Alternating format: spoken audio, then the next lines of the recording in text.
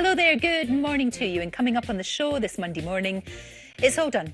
But did Harry and Meghan's interview with Oprah? What's it going to be all about? Well, we'll have the latest and find out why it took 2 days to film that interview. Also, back tonight in the hit drama Unforgotten, Sanjeev Bhaskar is here with the unusual reason that he's gone viral. And with Boris Johnson unveiling his lockdown roadmap today, I'm going to be finding out how to stay positive as we go live to a happiness expert in Denmark. Here.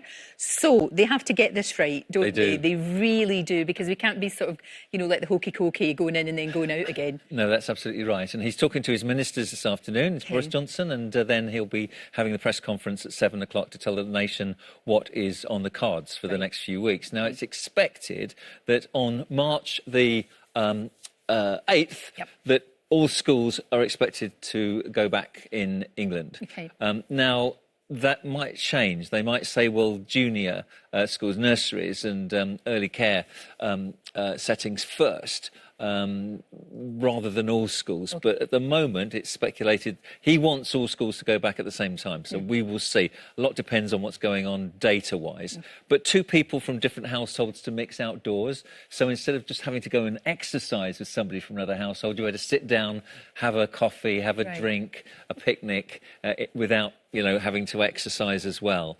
And then each care home resident, and this will please lots of people, can have one designated regular visitor, a loved one, to go and sit with them, hold their hand. So important. They'd need PPE, they'd need testing, but that will be such a weight off many people's minds to go and see the loved one they haven't seen for so long. You bet. Really important. We're all looking forward to that. Yeah, and then on the 29th of March, what they're hoping to do is to have outdoor gatherings for up to 6 people or 2 households.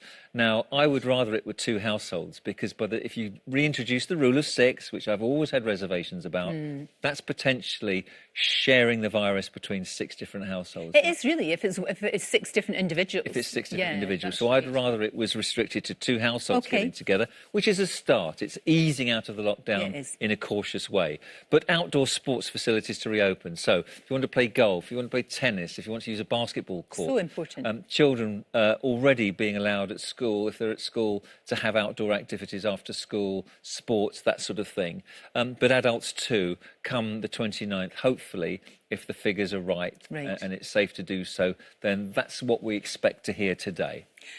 As you said, requirements have to be met before this can go ahead. And, even though they're saying this is what we plan, of course, it depends on what happens. It depends on how everybody sticks to the rules and the usual thing. Absolutely. Because, look, we still have about 10,000, roughly 10,000 new cases testing positive every day. So 10,000 is a very high figure still. And unless we get that number down, we're just going, if we open up too quickly, we're just going to get another big surge in the number of cases. We're back to square one. We'll have undone all the good work and all the sacrifice that people have made. So we still need to have a lot of caution. So we need to look at the R rate. We need to look at the vaccination rollout, which is doing incredibly well at the moment. We'll talk about that in a minute. But we also need to look at the number of hospitalisations. This is really important. Hospitals are still under immense pressure, probably still more pressure than they were at any stage last year.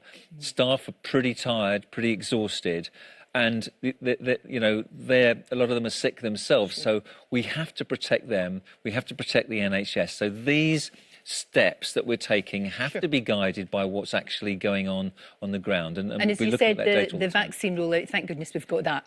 Incredible effort. 17 million people and about 600,000 of people.